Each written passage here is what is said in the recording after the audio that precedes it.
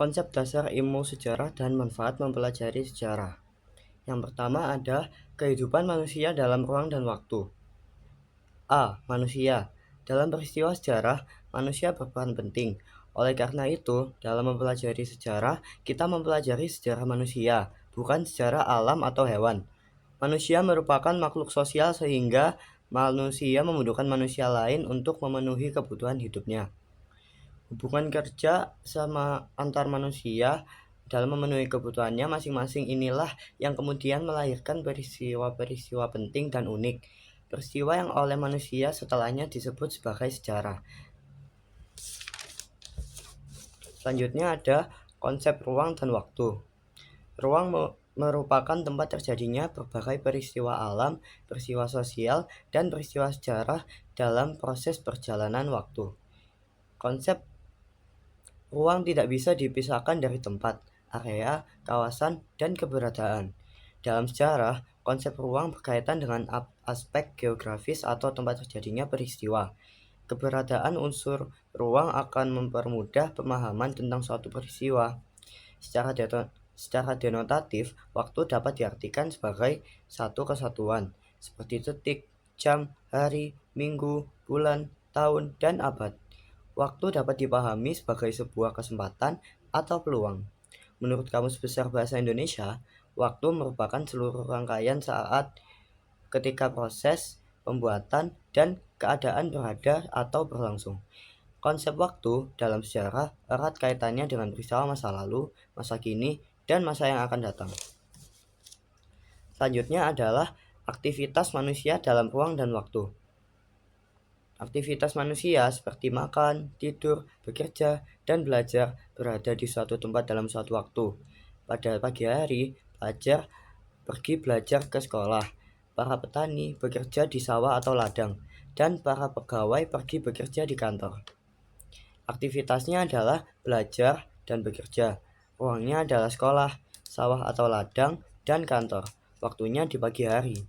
Apabila dikaitkan dengan sejarah, aspek manusia, ruang, dan waktu menjadi sangat penting. Dalam sejarah, manusia adalah pelaku peristiwa sejarah. Ruang merupakan tempat terjadinya berbagai peristiwa sejarah, sedangkan waktu merupakan kapan peristiwa sejarah tersebut terjadi. Dalam aspek manusia, yang termasuk peristiwa sejarah adalah peristiwa yang berkaitan dengan aktivitas manusia dan memiliki pengaruh terhadap kehidupan orang banyak. Dalam aspek ruang, yaitu tempat terjadinya peristiwa tersebut. Kata kronologi berasal dari bahasa Yunani, yaitu kronos yang berarti waktu dan logos yang berarti ilmu. Secara harfiah, kronologi berarti ilmu tentang waktu. Kronologi adalah urutan peristiwa yang dimulai dari peristiwa yang terendah atau awal terjadi sampai yang terjadi terakhir. Adapun tujuan kronologi adalah menghindari anakronisme atau kerancuan waktu dalam sejarah. Dengan memahami konsep kronologi, peristiwa-peristiwa sejarah yang terjadi di masa lalu dapat direkonstruksikan kembali secara tepat berdasarkan urutan waktu kejadiannya. Kronologi merupakan ilmu dasar yang sangat penting bagi ilmu sejarah, karena konsep kronologi ini menggambarkan proses sejarah. Generalisasi sangat diperlukan dalam sejarah. Generalisasi adalah pekerjaan penyimpulan dari khusus ke umum. Tujuan generalisasi yaitu saintifikasi dan simplifikasi. Tujuan saintifikasi mengandung arti bahwa sejarah juga melakukan penyimpulan umum. Generalisasi sejarah sering dipakai untuk mengecek teori yang lebih luas, karena teori di tingkat yang lebih luas sering berbeda dengan generalisasi sejarah di tingkat yang lebih sempit. Generalisasi juga bertujuan simplifikasi atau penyederhanaan. Simplifikasi perlu bagi sejarawan dalam melakukan analisis. Periodisasi dalam sejarah adalah tingkat perkembangan masa dalam sejarah atau pembabakan masa dalam sejarah. Rentang waktu yang panjang menjadikan perjalanan sejarah mengalami beberapa perubahan. Periodisasi dalam penulisan sejarah bergantung pada jenis penulisan yang akan dilakukan. Periodisasi dapat dilakukan berdasarkan perkembangan politik, sosial, ekonomi, dan kebudayaan. Sekarang kita akan membahas yaitu adalah diakronik dan juga sikronik. Diakronik ya. Diakronik itu adalah membahas waktu.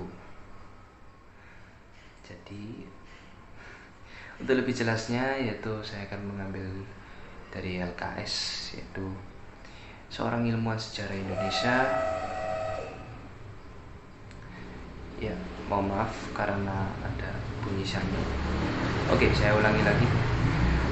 Oke, untuk penjelasan yaitu dari Kunto Wijoyo, seorang ilmu sejarah Indonesia, itu mengatakan bahwasannya sejarah adalah gejala-gejala yang memanjang dalam waktu. Tetapi ada keterbatasan luasnya ruangnya. Jadi terbatasnya ruangnya itu sangat terbatas. Jadi untuk model yang diakronik ini itu menjelaskan, saya akan lebih jelaskan lagi. Model diakronik ini lebih mengutamakan dimensi waktu, tapi dengan sedikit memperhatikan keluasan ruangnya, sehingga model diakronik ini digunakan dalam ilmu sejarah sehingga pembahasan tentang suatu gerak dalam waktu. Untuk ciri-cirinya yaitu saya kasih 2 saja. Yang satu adalah mengkaji peristiwa yang terjadi di masa lalu. Untuk yang kedua itu adalah kajiannya itu lebih luas. Ya, cuma itu aja. Apa ya? Oke. Untuk yang B, draft kedua yaitu adalah sikronik. Oke, jadi untuk sikronik ini tuh saya akan membacanya. Sikronik itu berasal dari bahasa Yunani yaitu synchronius, yang artinya terjadi secara bersamaan.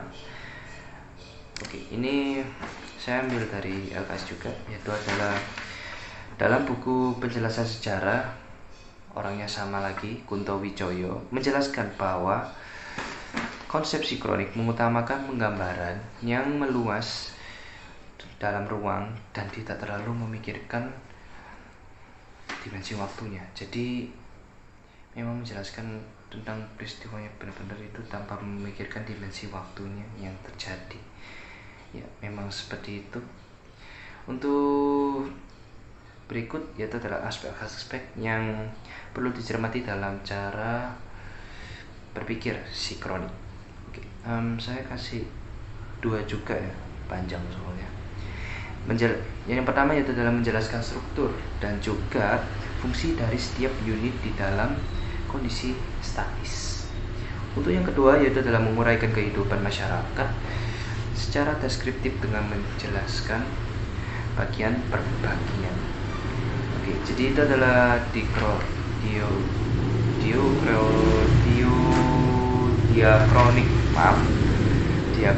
dan juga sikronik.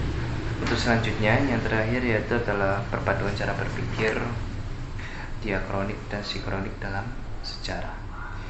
Ya, ini saya akan jelaskan sedikit saja, yaitu adalah arti sejarah dapat dipastikan bersifat diakronik adalah pembahasannya memanjang dalam waktu. Pada waktu bersentuhan dengan ilmu sosial seperti sosiologi, geografi, dan ekonomi, sejarah menjadi ilmu yang bersifat sikronik, yang artinya selain memanjang dalam waktu, sejarah melebar dalam ruang juga untuk membahas peristiwa secara komprehensif, yang artinya luas, lengkap, dan tuntas. Ilmu sejarah yang diakronik memerlukan pendekatan pada sikronik. Dalam sejarah terdapat hubungan sebab akibat antara peristiwa yang satu dengan lainnya. Setiap peristiwa tidak berdiri sendiri, melainkan saling mempengaruhi, baik sebagai penyebab maupun akibat. Misalnya keruntuhan kerajaan Majapahit yang tidak terjadi secara tiba-tiba, melainkan akibat dari berbagai peristiwa yang sebelumnya terjadi. Konsep perubahan dan berkelanjutan tidak akan terpisahkan oleh kehidupan manusia. Manusia mengalami perubahan seiring waktu, baik secara fisik maupun secara berperilaku dan berpikir. Namun, perubahan tersebut terjadi secara berkelanjutan, artinya tidak terputus, melainkan saling terkait sejak masa lalu hingga masa sekarang. Mempelajari sejarah membantu kita dapat mengambil pelajaran dari masa lalu untuk masa kini dan masa depan. Lalu perubahan dalam masyarakat dapat disebabkan oleh faktor, contohnya faktor internal.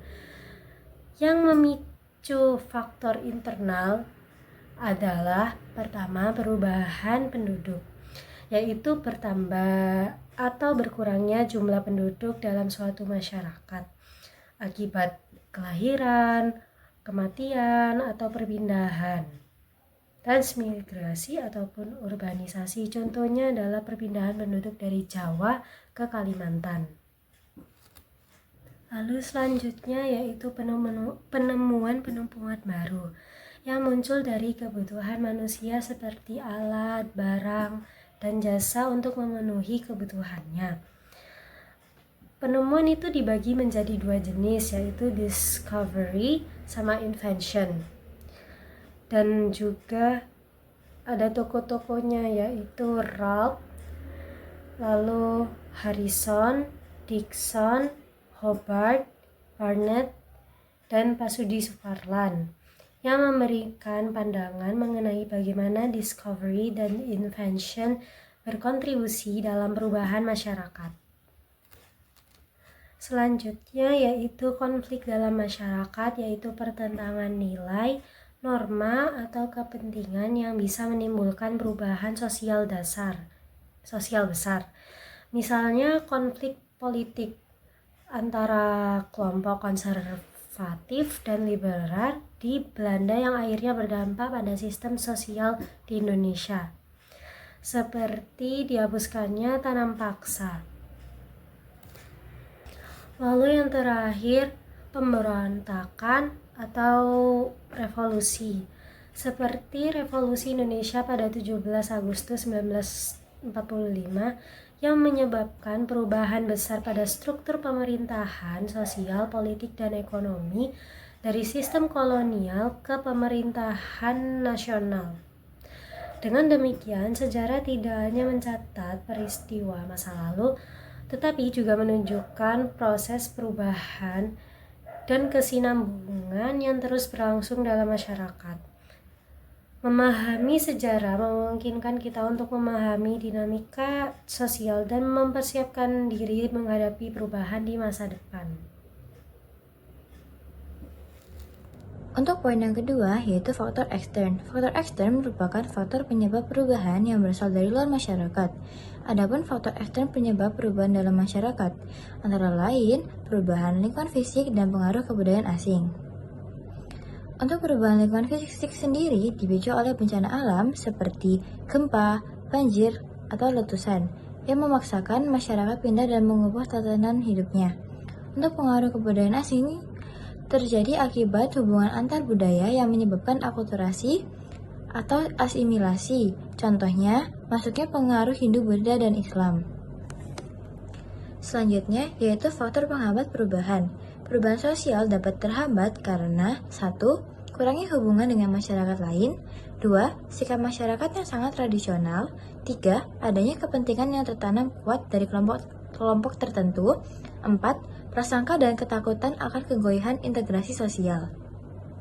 Perubahan yang terjadi dalam masyarakat memiliki sifat keberlanjutan. Artinya, perubahan tersebut tidak terhenti pada satu titik, tetapi akan terus berlanjut ke tahap perubahan lainnya.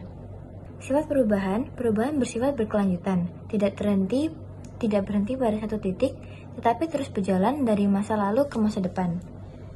Tujuannya adalah menjadikan manusia lebih dewasa dan bijak dalam menghadapi masalah.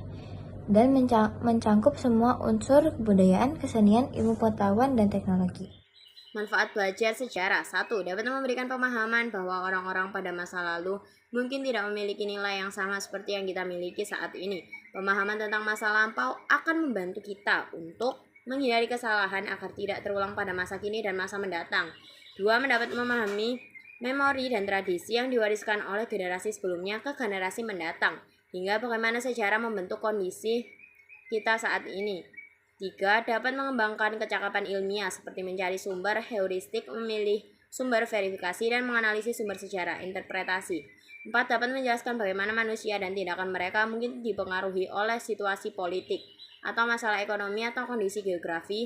Dengan melalui sejarah, kita akan memahami perilaku-perilaku manusia dan nilai-nilai suatu masyarakat. 5. Dapat mengenal siapa diri kita sebagai pribadi dan mengenal siapa kita secara kolektif atau sebagai bagian dari suatu kelompok masyarakat dan bangsa. Pemahaman tentang identitas akan menumbuhkan ikatan sosial. Contoh, saat kita mengetahui sejarah keluarga kita, maka akan tumbuh jiwa saling membantu karena menjadi bagian dari keluarga tersebut. 6. Dapat mengembangkan kecakapan berpikir kritis, kreatif, imajinatif, dan reflektif.